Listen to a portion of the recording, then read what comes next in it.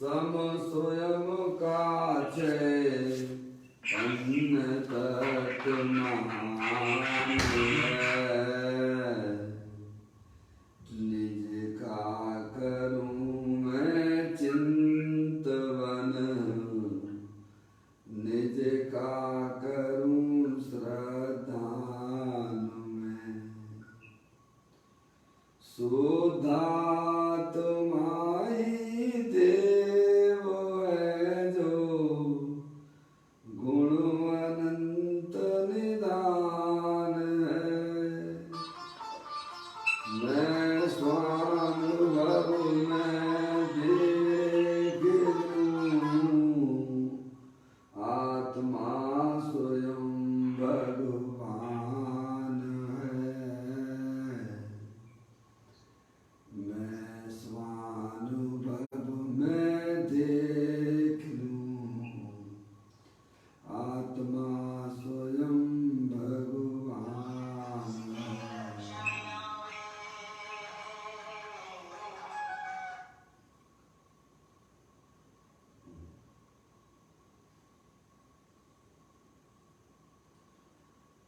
रम्युण जलमवीरम् अनंत वर्णान दंसन सापम्, भोक्ष्यामि नियम सारम्, केवली श्रुत केवली वणिदम्।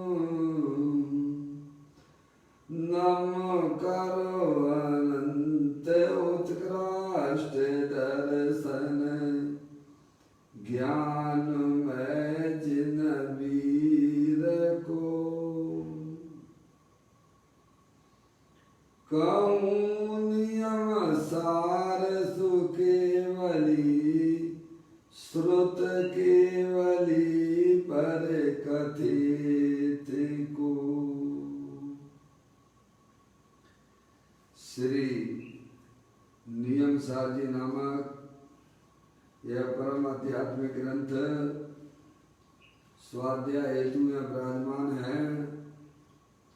आज से 2000 वर्ष पहले इस महान पवित्र ग्रंथ की रचना आचार्य श्री कुंद देव द्वारा इसी पवित्र भूमि पर की गई।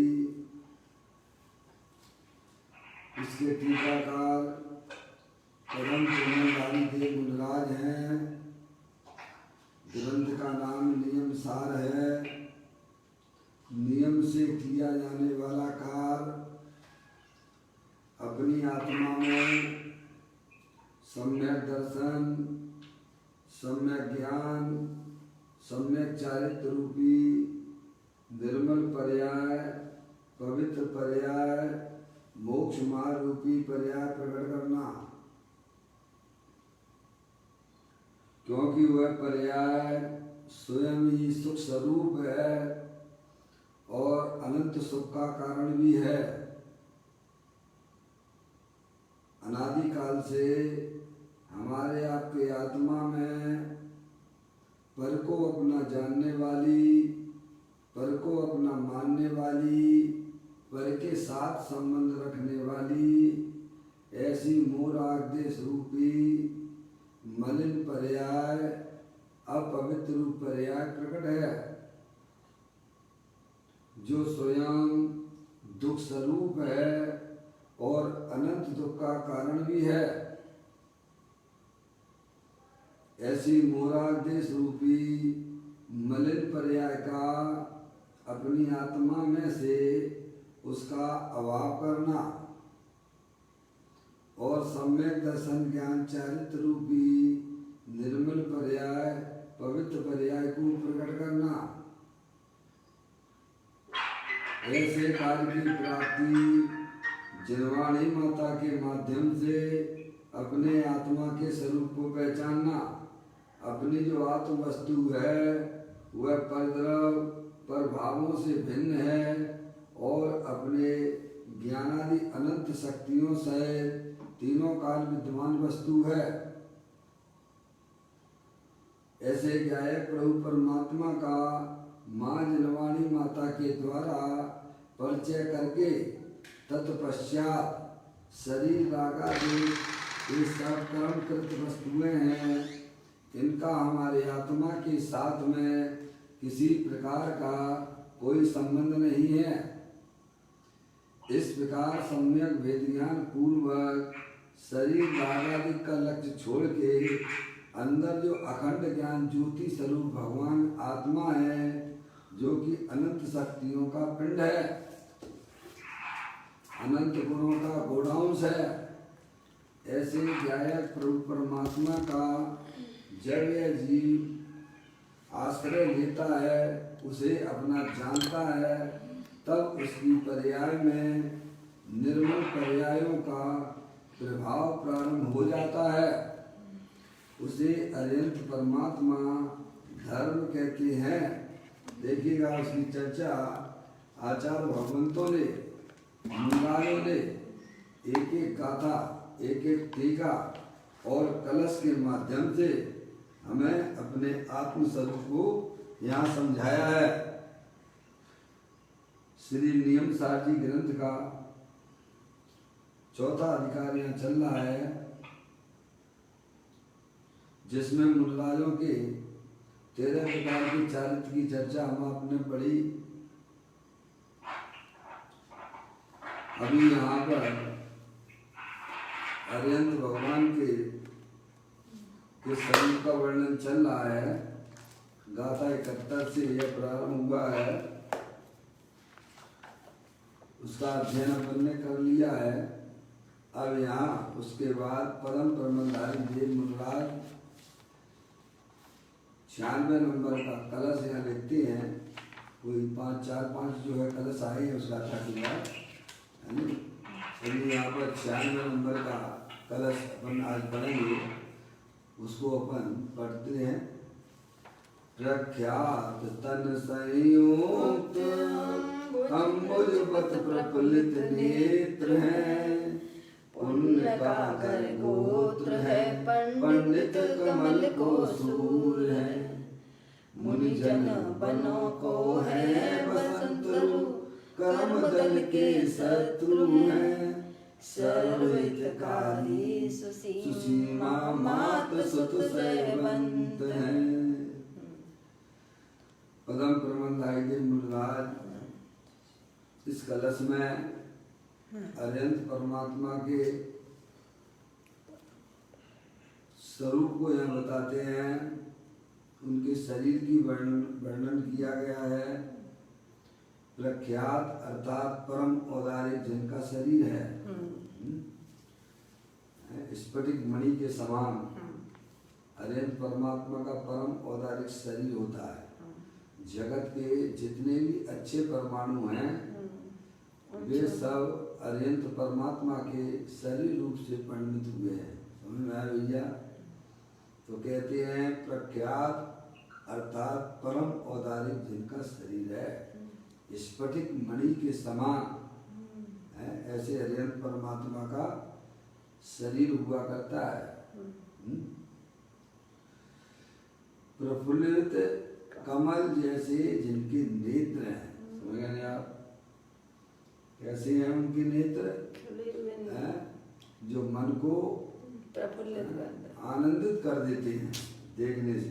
हजारों नेत्रों के द्वारा भी कैसे में है भैया, देखने से मन नहीं भरता है। ऐसे में अनंत परमात्मा का नेत्र हुआ करते हैं, मन को आनंदित करते हैं। पुण्य का निवास स्थान है। तीर्थंकर भगवान है, तीर्थंकर पर जिनका गोत्र है, पुण्य का तो उनके पास भंडार है। समझ में आया भैया? पुण्य का उदय होता है तब। क्या भैया? तो कहते हैं पुण्य का निवास स्थान है।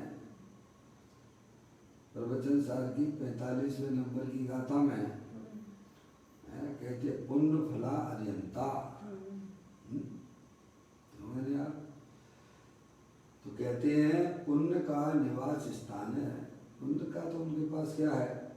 देखो, जो अपने आत्मा की तरफ बढ़ते हैं, पुण्य के परमाणु तो उसके पास शून्य भी बनने लग जाते हैं। आगे बात समझ में? वह तो उनका एकदम फल रूप में है, उनका निवास स्थान है। तीर्थंकर पद जो है मान पुण्य के उदय से ही प्राप्त होता है। समूह शरण आदि उनका लगता है सब कुछ है।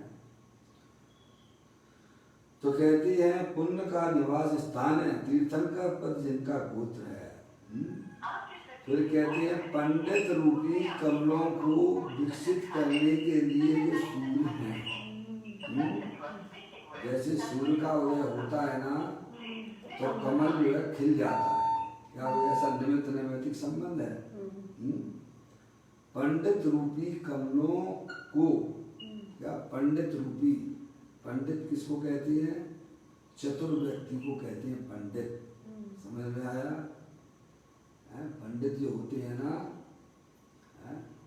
वह चतुर होता है।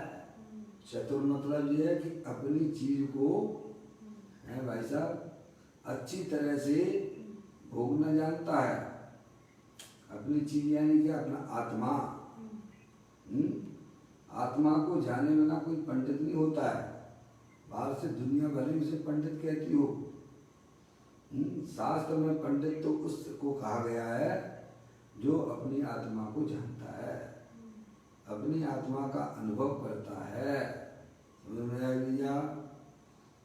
शास्त्र पाठी को पंडित नहीं कहा है, आत्मा को जानने वाले को पंडित कहा है। शास्त्र पाठी समझ में आया भैया? अनंत परमात्मा को पंडित कहते हैं।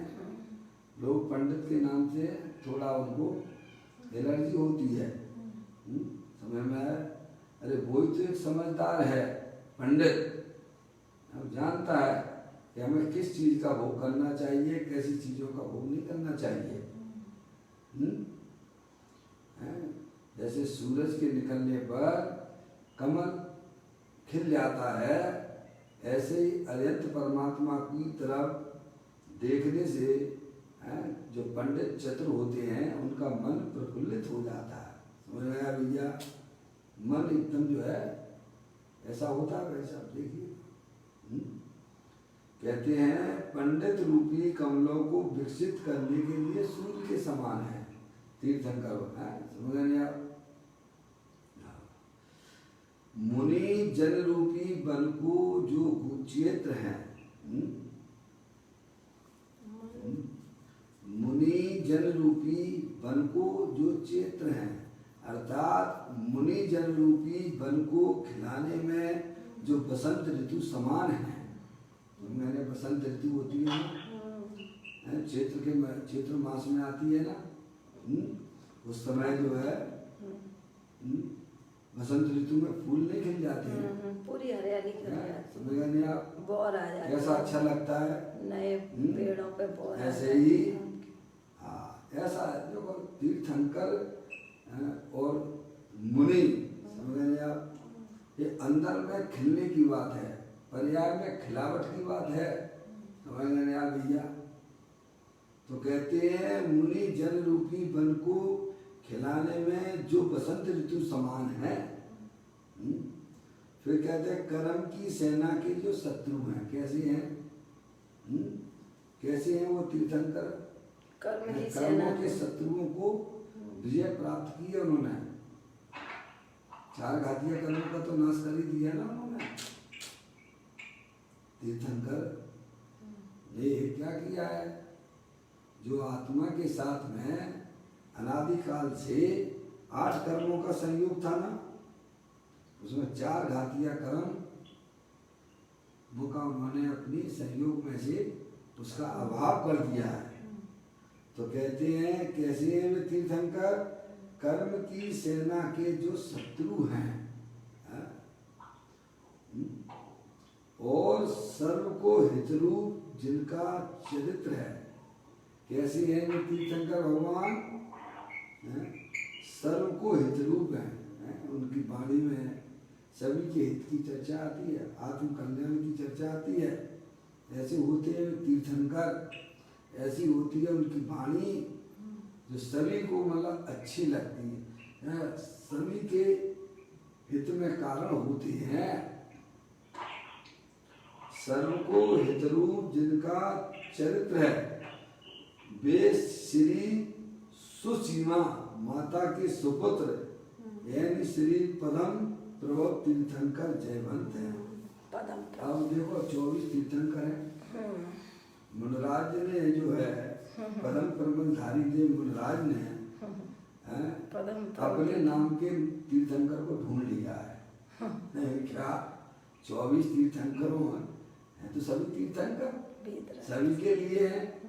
तो उन्होंने अपने नाम के तीर्थंकर पदम प्रबलधारी देव मुनराज है ना, तो उन्होंने पदम प्रभव तीर्थंकर को जयवंत को कहा है। समझ में आ गया? उनकी माता अपने नाम में तो सबको प्रेम हो जाता है ना। क्या कहा मौसी?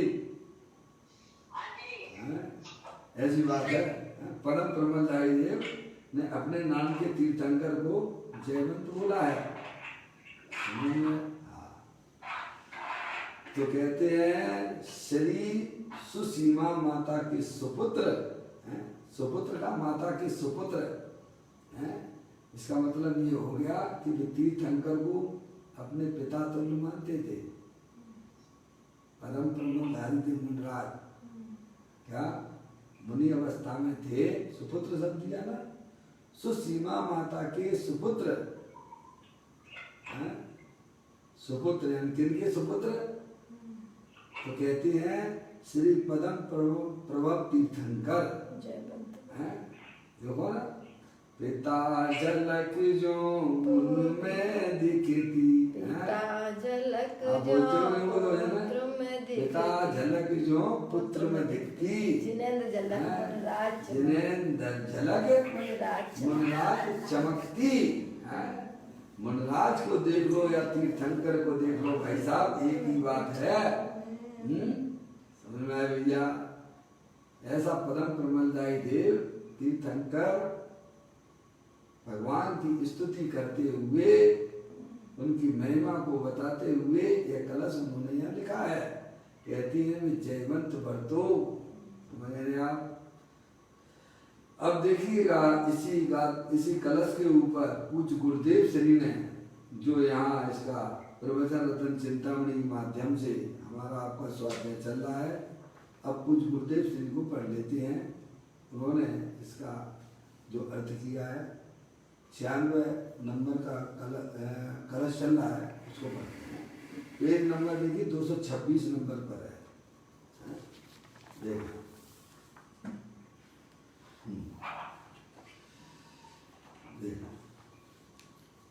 इस शास्त्र की टीका करने वाले श्री पदम प्रबलधारी देव मुनि हैं। उन्होंने इस श्लोक में श्री पदम प्रभव भगवान को स्मरण किया। किसको स्मरण किया? पदम प्रभव तीर्थंकर है ना। अभी तो वो जो है तीर्थंकर नहीं है, अभी अब तो सिद्ध परमात्मा हो गए हैं सभी तीर्थंकर 24 है नहीं। लेकिन उनकी भूत की पर्याय को याद करके स्मरण किया है।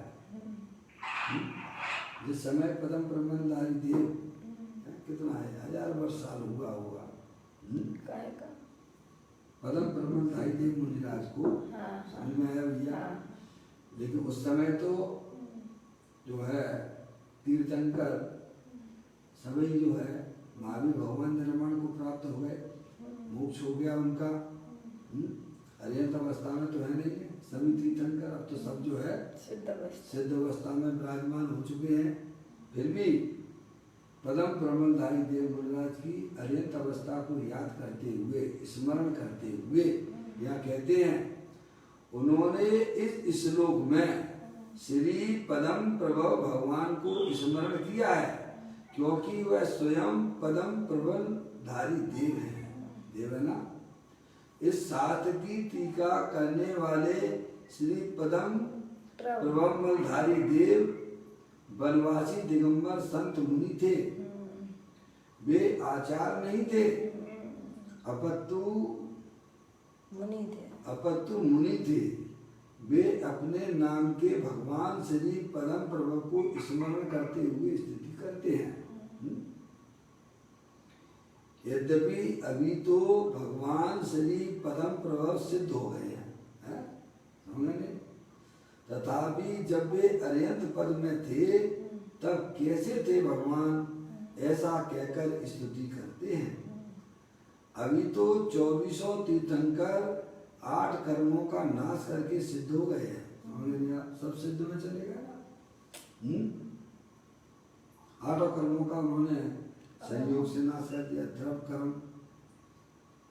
कर्म, भाव कर्म, मोरादेश के परिणाम, और 9 कर्म शरीर आदि का उनके कुछ नहीं है। संयोग में ना तो संयोग है और न संयोगी भाव है, तो क्या है, अनंत आनंद की पर्याय उनकी पर्याय में है। जो शक्तियाँ द्रव के अंदर थी वो सारी की सारी पर्याय में व्यक्त कर ली हैं। ऐसे में सिद्ध परमात्मा हुआ करते हैं।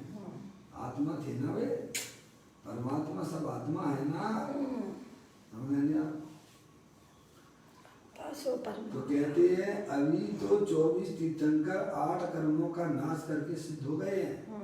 अभी उन्हें शरीर नहीं है, किंतु यह तो वे जब अर्यंत थे तब की बात करते हैं। समझे, उनकी पूर्व पर्याय को याद करके मनराज उनकी स्तुति करते हैं। अब देखिए आप, प्रख्यात अर्थात परम औदारिक जिनका शरीर है।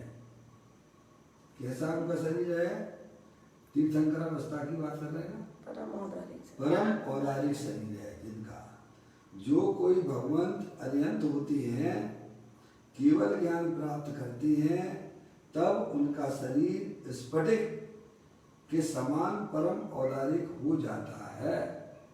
समझिए आप, जन्मते हैं तब शरीर कौन सा होता है उनके तीर्थंकर के,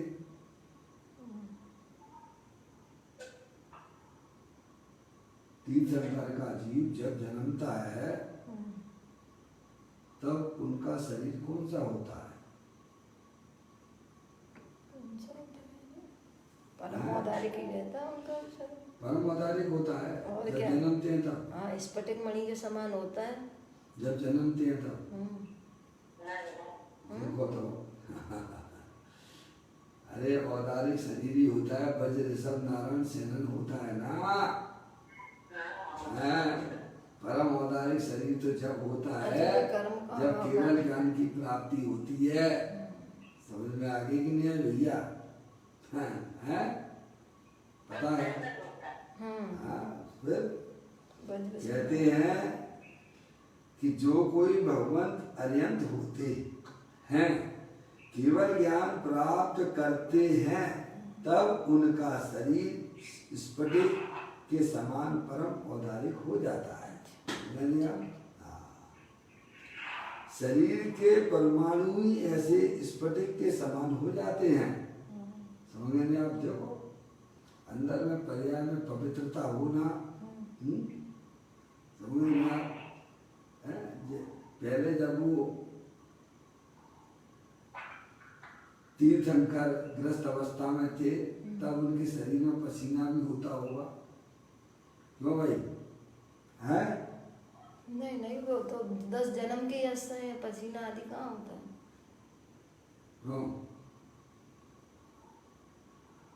लेकिन वहां पर 18 दोष रहित हो गए। जो भी है देखना है, परम औदारिक शरीर में ये सारी चीजें नहीं देखी जाती हैं। समझ लिया, वे तो एकदम सुंदर, जगत के जितने अच्छे अच्छे परमाणु हो, ऐसा लगता है कि वो सब जो है अर्यंत परमात्मा के शरीर के रूप में परिणत हो गए होंगे। वो भक्तांबर में आता ना, जितने जग के परमाणु हों वे सब आप में हम यहाँ पढ़ते ही हो भक्तांबर स्तोत्र में कहते हैं कि शरीर के परमाणु ऐसे स्फटिक के समान हो जाते हैं, उनको रोग, आहार अथवा पानी भी नहीं होता। उस शरीर की ओर नजर करते ही भाव मंडल में, लो भाव मंडल है ना, भाव मंडल में 7 भवों का ज्ञान होता है। भावमंडल जो भगवान के पीछे, शरीर की तरफ आप देखते हो ना, तो पीछे भाव मंडल होता है ना, तो उसमें 7 भाव दिखते हैं। एक वर्तमान का, तो 3 पूर्व के और 3 आगे के।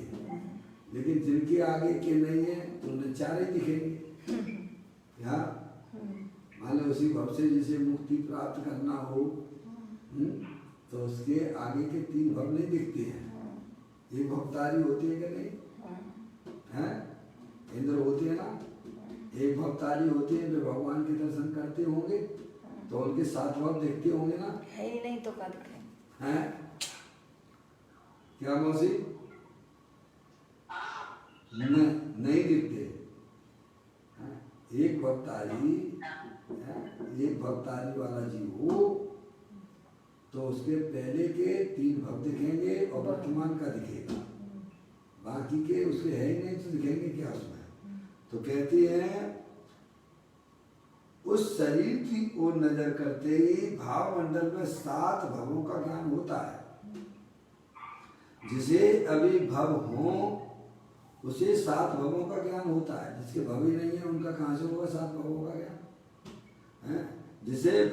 जिसे अब भव नहीं हो उसे भूतकाल के 3 और वर्तमान भव का ज्ञान होता है। समझ, 4 भव उसको देखते हैं। ऐसे परम औदारिक शरीर भगवान अर्यंत को होता है।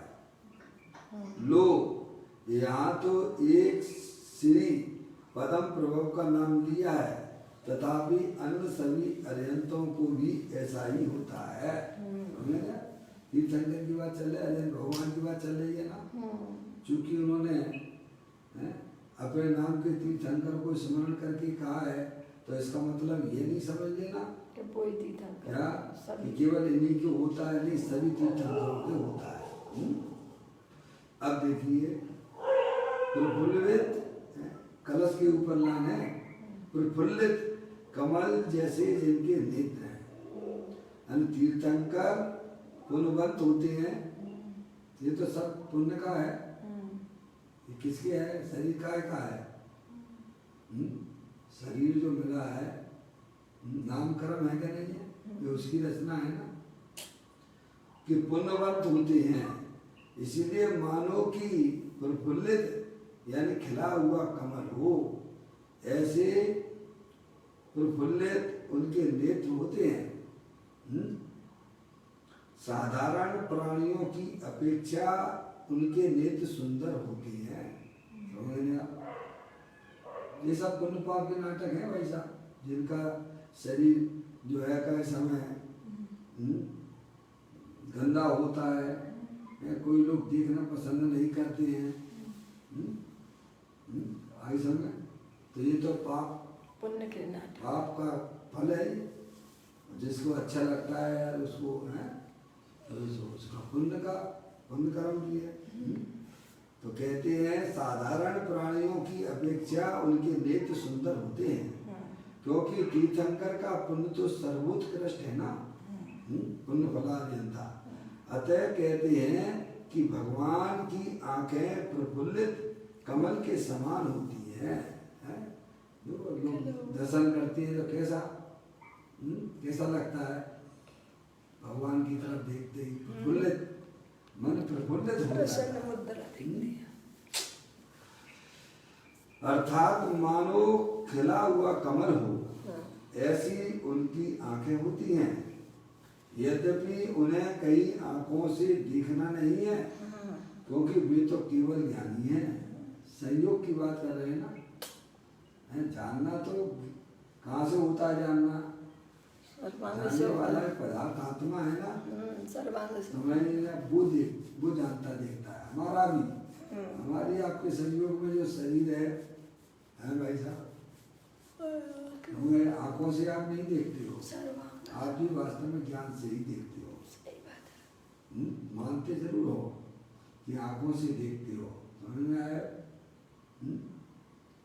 ज्ञान से देखते हो। कैसे देखते हो? आंखें अगर देखती होती तो आंखें तो मूर्ति के पास में भी है, समझ गए नहीं आप? जानने देखने वाला जो पदार्थ है वह देखता है। तो कहते हैं यद्यपि उन्हें कई आंखों से देखना नहीं है, क्योंकि वे तो केवल ज्ञानी है ना। ज्ञान की पर्याय उनकी ऐसी आत्मा में विकसित हुई है केवल ज्ञान रूपी पर्याय सकल द्रव्य के गुण अनंत पर जाए अनंता जाने एक ही काल प्रकट के भी भगवंता। और केवल ज्ञान से तीन काल तीन लोग को देखते हैं, समझे ना? केवल ज्ञान रूपी पर्याय से देखते हैं, परंतु यहाँ तो उनका शरीर ऐसा होता है यह बतलाते हैं। प्लस में तो बस जो है उनके शरीर की वर्णन किया गया है, वो बतला रहे हैं। अब कहते हैं पुण्य का निवास स्थान अर्थात तीर्थंकर पद जिनका गोत्र है। गोत्र की बात किया कि श्री पदम प्रभु को तीर्थंकर पद है ना, वह पुण्य का निवास स्थान है, समझे आप? अर्थात उनके पास सर्वोत्कृष्ट पुण्य का फल है। कहते हैं ना सबसे ज्यादा पुण्य जो है अरिहंत परमात्मा के पास में है, सारी जो है। तो कहते हैं उनके पास सर्वोत्कृष्ट पुण्य का फल है, ऐसा कहते हैं। प्रवचन सार गाथा 45 में पुण्य फला अरिहंता ऐसा आता है ना, उसका यह अर्थ है, समझे? उस क्या अर्थ है उसका कि अरिहंत परमात्मा जो है पुण्य के फल में पद वह मिलने वाला होता है। साधारण पद नहीं है और महान पुण्य का आत्मा के पुरुषार्थ में उन्हें अनंत दर्शन, अनंत ज्ञान, अनंत सुख, अनंत वीर की प्राप्ति होती है। क्या होता है? पुण्य के फल में तो शरीर मिलता है और अपनी आत्मा की आराधना और साधना से अनंत दर्शन, अनंत ज्ञान, अनंत सुख, अनंत वीर की प्राप्ति होती है, समझ गए आप? और पुण्य भी उनको मिलता है जो अपनी आत्मा की आराधना करते हैं, जो अपनी आत्मा की साधना करते हैं। आगे बात समझ में? पुण्य के परमाणु भी बढ़िया बढ़िया उन्हीं को बनते हैं, किनको? अज्ञानी को बनते हैं क्या? नहीं, हैं जो अपनी आत्मा की साधना करते हैं, जो अपनी आत्मा की आराधना करते हैं, समझ गए? उनके आत्मा के साथ में बढ़िया बढ़िया पुण्य के परमाणु बनते हैं। आप ध्यान रखिएगा, समझ गए आप? कहते हैं प्रवचन सार गाथा में 45 में पुण्य फला अरिहंता ऐसा आता है ना, उसका यह अर्थ है। और आत्मा की आराधना में अनंत दर्शन, अनंत ज्ञान, अनंत सुख, केवल ज्ञान की प्राप्ति होती है। उसका फल ये है आत्मा की आराधना का, समझे? उसके साथ में जो कर्म बने बढ़िया पुण्य के फल में, समझे आप? वह शरीर आदि परमोदारिक शरीर है, नेत्र है, समझे आप? ये सब जो है पुण्य के फल में मिलती है। अब कहते हैं पंडित रूपी कमलों को यानी विकसित करने के लिए जो सूर्य हैं तीर्थंकर का शरीर कैसे है? तीर्थंकर भगवान अरिहंत परमात्मा तो कहते हैं कि पंडित कैसे हैं? पंडित अर्थात जो कोई चतुर और समझदार जीव है। पंडित शब्द का अर्थ किया, पंडित यानी अर्थात जो कोई चतुर और समझदार जीव है। देखो पंडित हैं, उनको पंडित पंडित कहते हैं, समझ में यार? जब आप जो 6 प्रकार के मरण की चर्चा आती है ना, अनादि काल से हमने आपने जो मरण किया है वो बाल बाल मरण किया है, बाल बाल मरण होता है, पंडित मरण होता है, बाल मरण होता है, समझ ना? बाल पंडित मरण होता है, पंडित मरण होता है, पंडित पंडित मरण होता है। इस प्रकार की आती है ना चर्चा, 6 प्रकार की भगवती आराधना है, समझ रहे हैं? भगवती आराधना वगैरह में मरण की जब व्याख्या आती है तो ज्ञानी जो होते हैं पंडित पंडित मरण होता है। उनको अरिहंत भगवान को पंडित पंडित मरण कहा गया, समझ गए आप? तो कहते हैं पंडित अर्थात जो कोई चतुर और समझदार जीव है, समझ गए? चतुर और समझदार, क्या चतुर है और समझदार है। कल ने की थी ना विवेक किसे कहना, धैर्य और विवेक की बात आई थी ना। चतुर कौन है? चतुर कौन है? नियम साल में भी आई थी ना, उसमें द्रव्यदृष्टि जनरेशन, अरे इसी में भी आई थी, इसमें पहले चतुर संज्ञा आई थी ना, जो अपने आत्मकाल में जागृत है वह वास्तव में चतुर है, समझदार है, समझ गए आप? और जो अपने आत्मकाल में सावधान नहीं है वह पागल है, मूर्ख है। अच्छी चीज को, जैसे कोई बच्चा हो ना, अच्छी चीज का सेवन ना करके मलमूत्र का सेवन करता है तो उसे आप क्या कहते हो? तो छोटे बच्चे होते हैं ना, जो हाथ में चीज आ गई, मल आ गया तो मल खाने लग जाते, क्या करते हैं? अरे बोलो हाँ या ना मौसी? छोटा बच्चा होता है ना, वो तो कुछ समझता नहीं, क्या खाने योग्य क्या छोड़ने योग्य। मल हाथ में आ गया तो मल ही मुंह में देने लग जाता है। वो कोई जानता तो कुछ नहीं है। ऐसे ही समस्त अज्ञानी जीव निरंतर मल का सेवन करते हैं।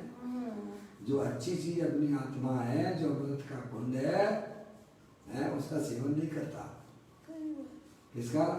राग का सेवन करता है, राग दे तो न मल है, मल मूत्र का सेवन करता है। जिन्हें राग की रुचि है वे घोर संसारी है। समझो कैसे होंगे वे जीव जो गंदी चीज का सेवन, गंदी चीज आप पानी पी लो, गंदा पानी, तो शरीर में उसके क्या इफेक्ट आएगा, क्या उसका प्रभाव पड़ेगा आपके शरीर में।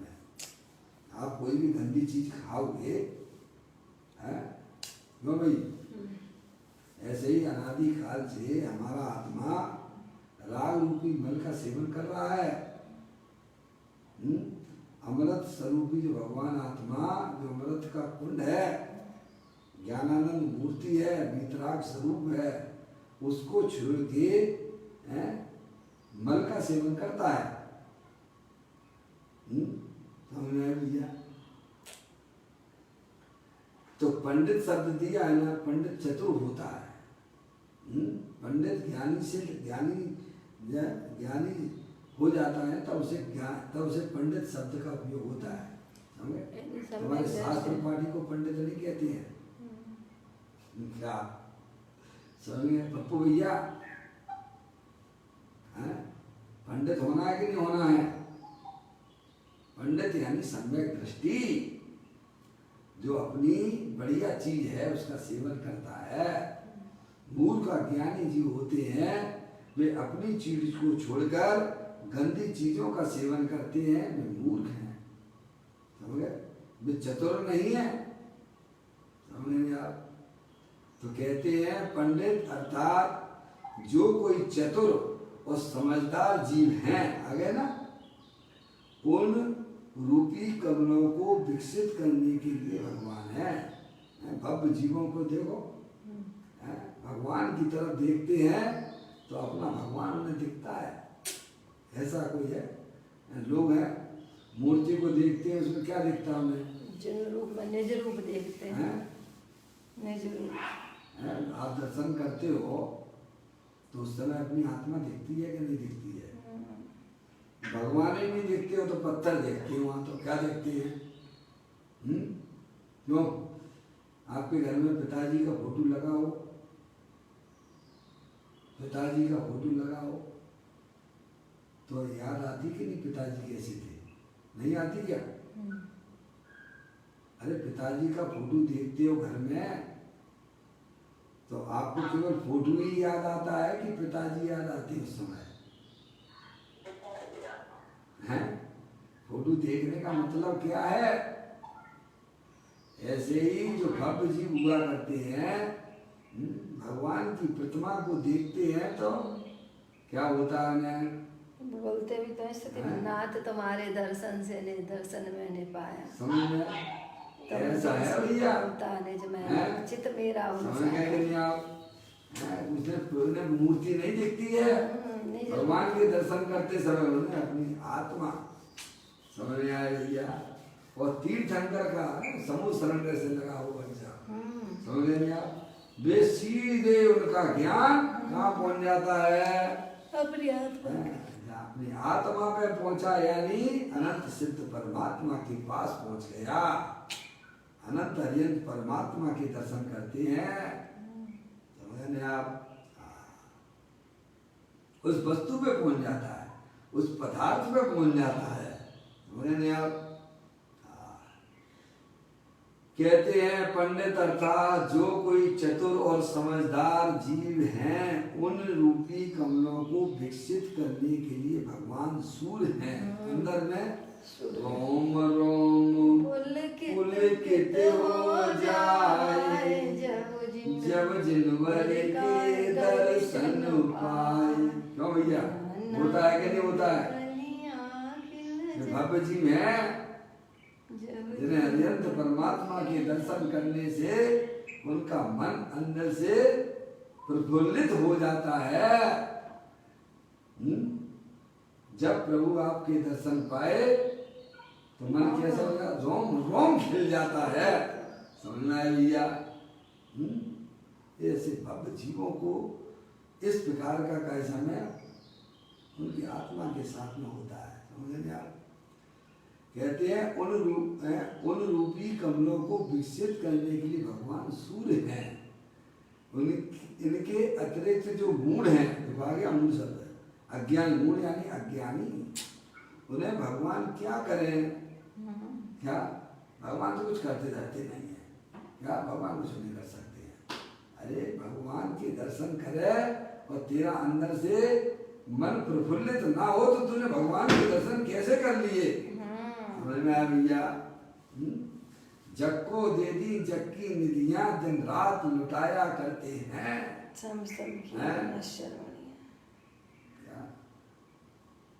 कहते हैं अज्ञानी जी मूर्जी में भगवान क्या करें? ऐसा कहते हैं। हाँ, जिनमें समझने की योग्यता और पात्रता है, ऐसे पंडित रूपी कमलों को विकसित करने के लिए परमात्मा सूर्य के समान है। क्या समझने आप? किनको कहा है? जिनमें समझने की योग्यता और पात्रता है। समझने आप? कुछ ऐसे हैं जैसे आप प्रतिमा है तो प्रतिमा है तो प्रतिमा है, तो उनको समझने की योग्यता नहीं है। वे पत्थर देखते हैं, समझने आए? ये क्या करते? मूर्ति क्या करती है? कुछ नहीं करती है। लेकिन वे कहते जग को दे दी जग की निधियां दिन रात लुटाया करते हैं। सम की अवनश्वर बनी। आप फोटो देखते हो ना, कागज वाला फोटो है, कागज वाला फोटो होता है ना, वो मौसी उसमें फूल नाना प्रकार के होते हैं और उसमें बीच में जो है भगवान रहते हैं, पंच परमेष्ठी रहते हैं, कोई आचार्य का कोई मुनि का, उसमें प्रतिमा बना के रखते हैं। मम्मी है, मैंने बोला था पेज नंबर 1 के मंदिर में है ना, है मौसी, वहाँ एक फोटो रखा हुआ है, वहाँ पर तस्वीर।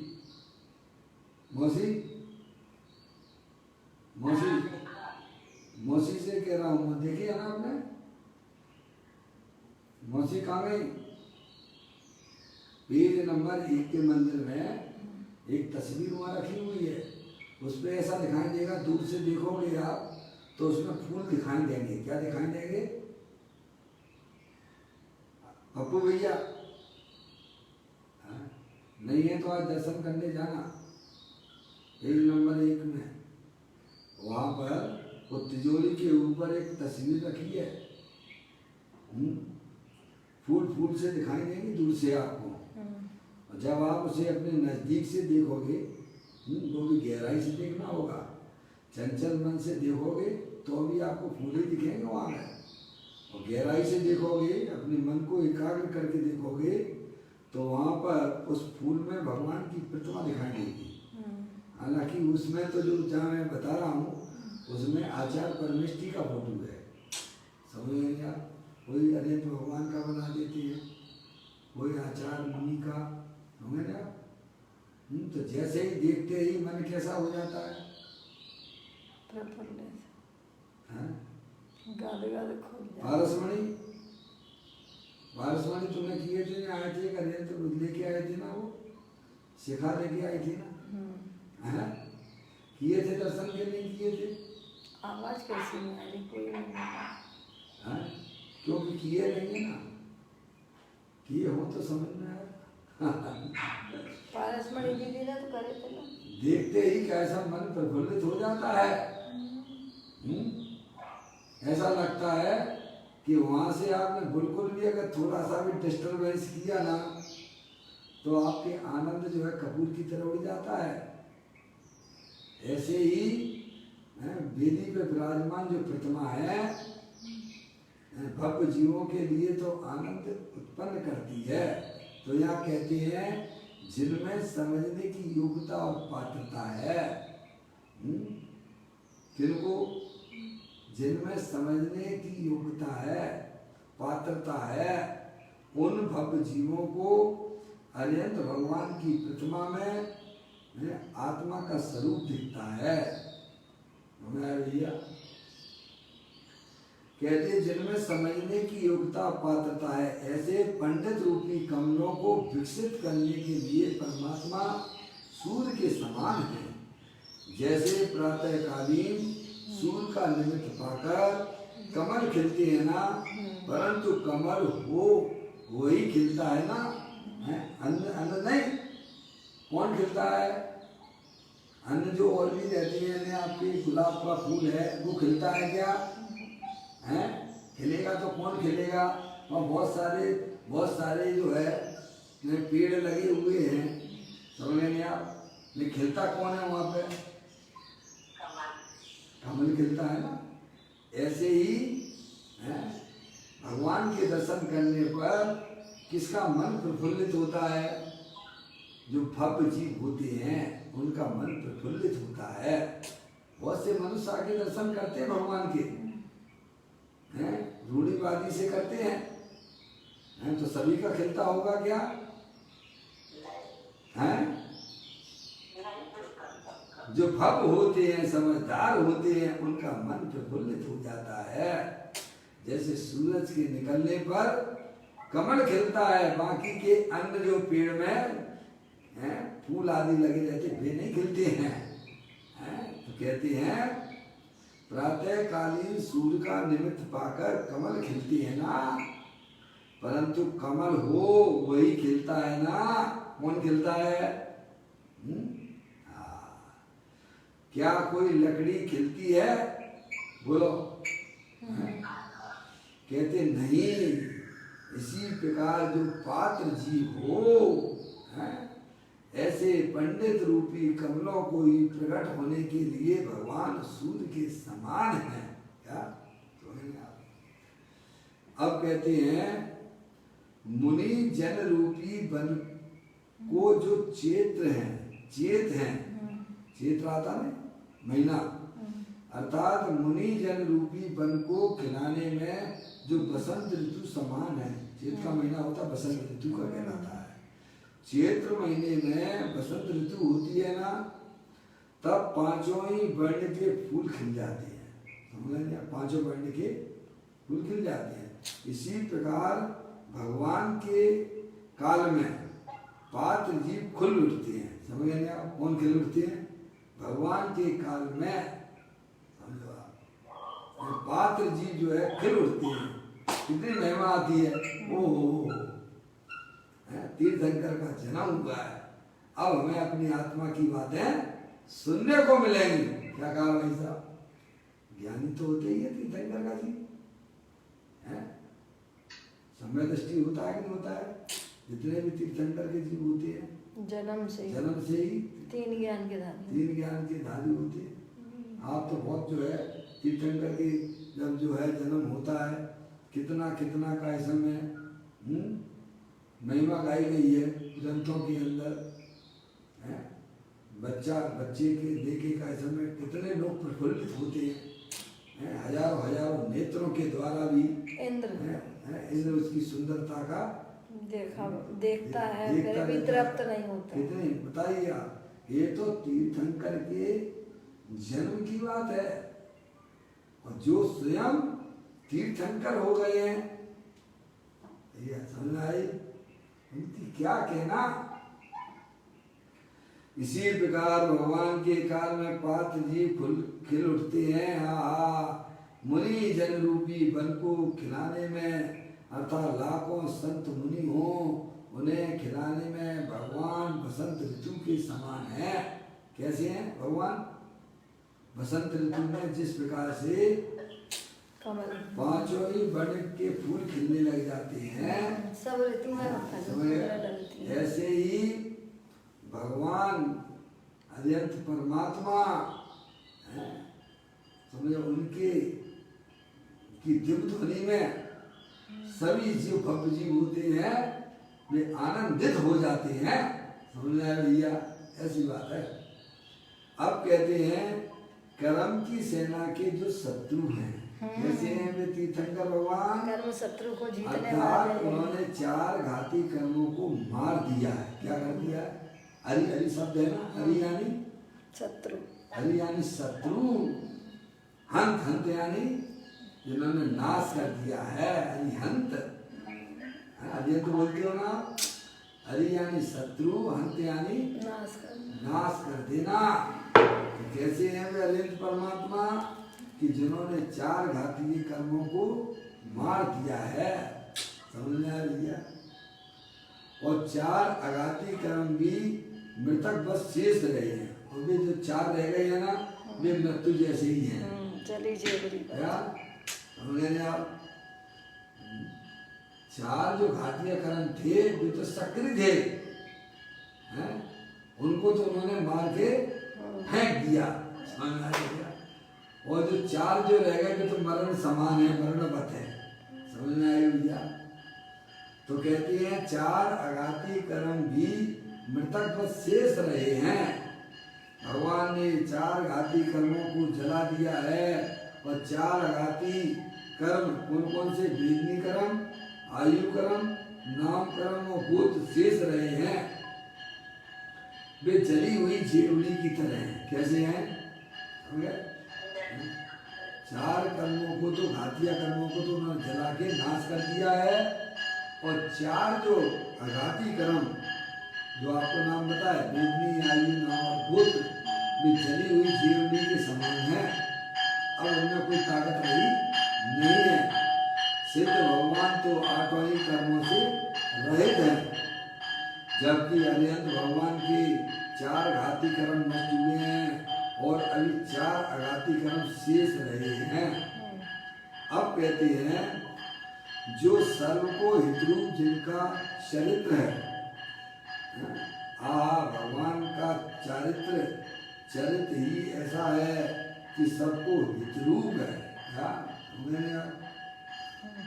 अंदर में चरित्र है, शब्द है ना, सकल हित चरित्रता, अर्थात उनका समस्त वर्तन ही सर्व जीवों को हितकारी होता है। कहते हैं, अब कहते हैं वे श्री सुसीमा माता के सुपुत्र, यानी श्री पदम प्रभव तीर्थंकर जयवंत हैं। यद्यपि अभी तो श्री पदम प्रभव मोक्ष पधार चुके हैं। पदम उनकी स्तुति कर रहे हैं ना, उनको याद कर, उनकी पूर्व पर्याय का याद करके कैसे उनकी स्तुति की है। लेकिन अभी तो वह जो है 8 कर्मों का नाश करके सिद्धालय पर विराजमान है, पधार चुके हैं। परंतु वे पूर्व में वे अरिहंत पद में थे, उस दशा का स्मरण करते हैं। कहते हैं कि वे जयवंत वर्तते हैं। समझ में? ऐसे अरिहंत परमात्मा जो है अब जो है रहिए अनंत अनंत काल यथा तथा तथा से पर्ण वर्ण में अपने सिद्ध परमात्मा रूप से अनंत काल तक अपनी आत्मा के आश्रय से अनंत काल तक अनंत सुख में विलीन हो गए हैं। क्या भाई साहब समझ लेना आप? ऐसा सिद्ध परमात्मा का स्वरूप होता है। समझ, अनंत शक्तिमय है वो आत्मा। प्रत्येक आत्मा कैसी है? सिद्ध की अनंत शक्ति वाला है। समझ लेना आप? हम तो जड़ शरीर में ही मोहित हो रहे हैं। किसमें मोहित हो रहे हैं? मूर्ख है?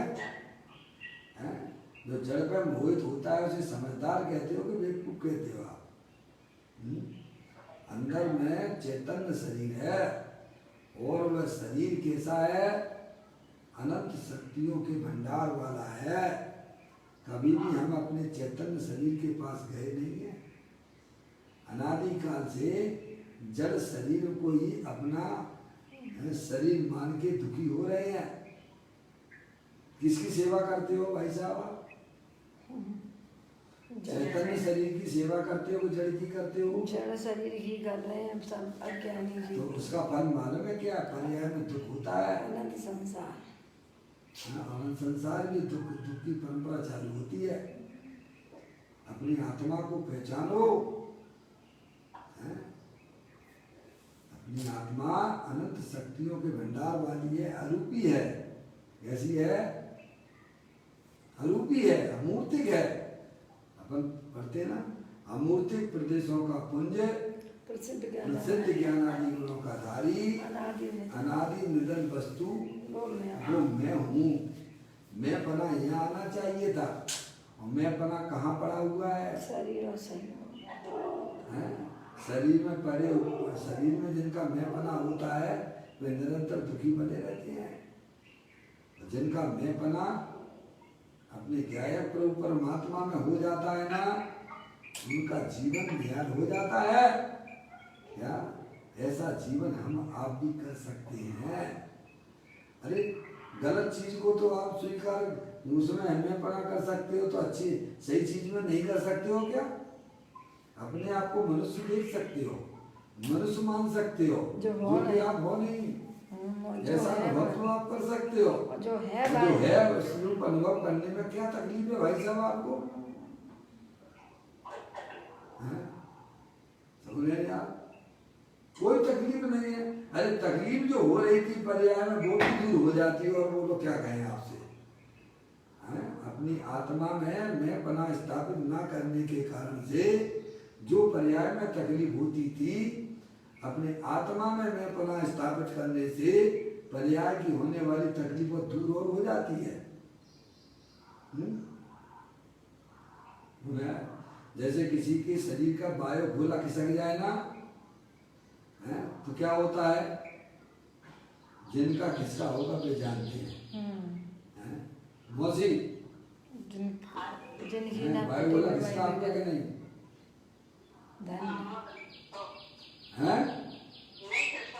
नहीं खिसका ना, जिसका खिसका वो जानता है। जाकी फटी ना बीमारी भूखा जाने पीर पर आई। हाँ समझ में आएगी नहीं आएगी? मेरा खिसका था बचपन में। क्यों नहीं? ज्ञान क्या जड़ है क्या? सब जान सब रखता है। हमें तो अपने जो है दूसरी पहली क्लास का याद है हमको। तो सब पहली क्लास का याद है। समझ में आई? सब याद रहता है। हमें नहीं याद। जिसका शरीर का वायु गोला खिसक जाता है ना, उसे ना उठते चैन पड़ता है, ना बैठते चैन पड़ता है, ना चलते चैन पड़ता है। और बाहर की दवाई उसमें कोई काम नहीं करती है। वो तो कोई अगर समझदार हो, उसका बैठालने वाला वायु गोला का वो बैठाल लेता है। समझा? वह उसको पकड़ के लाता है और जहाँ से खिसकाता है वहीं बैठाल देता है। और फिर पूछता है कि बोलो भाई साहब अब आपकी तकलीफ कैसी है? तो तकलीफ से बेचैन हो रहा था ना, अंदर में देखता है, आंखें बंद करता है और फिर बोलता है कि भाई साहब अब मैं ठीक हूँ। समझ में आया? ऐसे ही हमारा आपका सबका अनादिकाल से पर्याय रूपी गोला किसका हुआ है? उपयोग रूपी गोला किसका क्या? है? उपयोग रूपी गोला किसका हुआ है? मौसी कब से? अनादि ये से। शरीर का आपका नहीं, किसका तो कोई बात नहीं, पुण्य का हो जाए आपका। लेकिन उपयोग रूपी पर्याय रूपी गोला तो किसका है ना? और ये कैसे कितना दुखी हो रहा है बोलो, कितना दुखी हो रहा है जीव, अज्ञानी जीव है, अज्ञानी जीव है, देखो हर समय भाव मरण भाव मरण भाव मरण भाव मरण भाव मरण भाव मरण पर्याय में हो ही रहा है ना। अब कोई समझदार के पास में वो आए जिसने अपना उपयोग रूपी गोले को अपनी आत्मा में बैठा लिया है, अब उसके पास में आएगा तो सही होगा ना भाई साहब।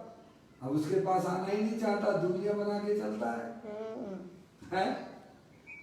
कहते हैं अगर भाई साहब मूर्खों के, हजारों लाखों मूर्खों के गुरु बनने की अपेक्षा एक समझदार के शिष्य बन जाना ज्यादा अच्छा। क्या कहते हैं? लाखों हजारों लाखों मूर्खों के गुरु बनने की अपेक्षा तो एक समझदार के चेला बन जाना, तो तुम्हारा जो है सारा संसार खलास हो जाएगा। समझ में आए भैया? देखो ना, गौतम थे कि नहीं थे? कितने 500 शिष्यों के गुरु, कितने शिष्यों के गुरु थे वे? 500 शिष्यों। 500 के थे, समझ गए क्या? 2 उनके भाई भी थे, समझ में आए? ऐसे के गुरु थे।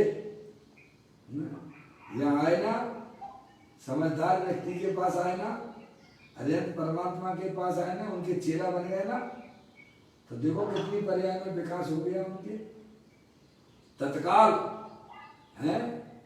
समझ में आए भैया? सम्यक दर्शन तो हुआ ही, और दीक्षा लेके जो ध्यान में बैठे तो 4 ज्ञान का भी उनकी पर्याय में विकास हो गया है।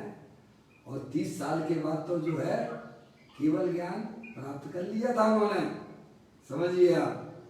ऐसे समझदार लोगों के साथ में तो अनादिकाल से है भाई साहब, हमारा उपयोग पर्याय रूपी गोला अनादि से किसका हुआ है? इसीलिए हमारी पर्याय पर्याय में तुक है।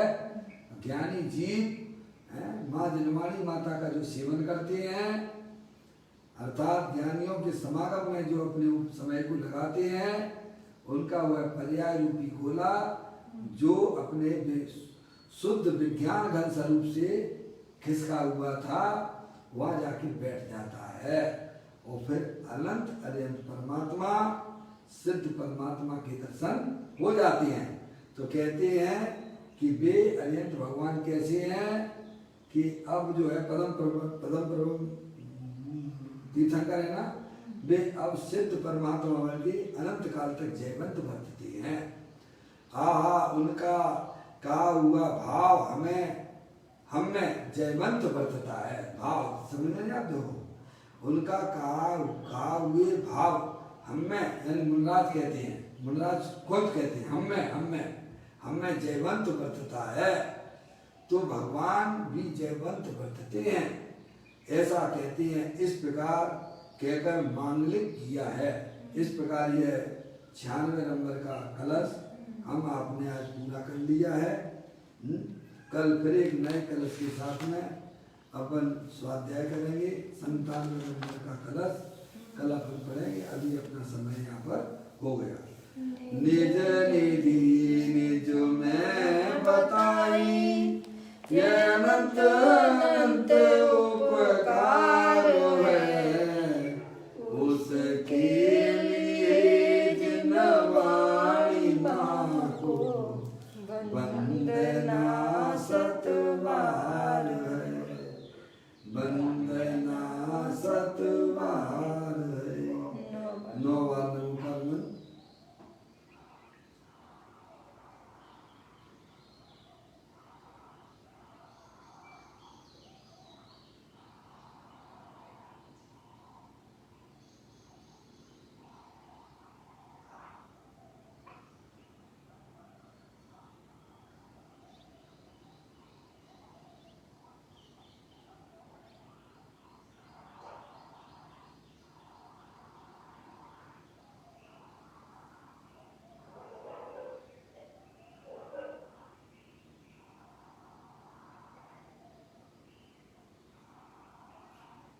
बोलो द्वादशांग दिलवाणी माता की जय।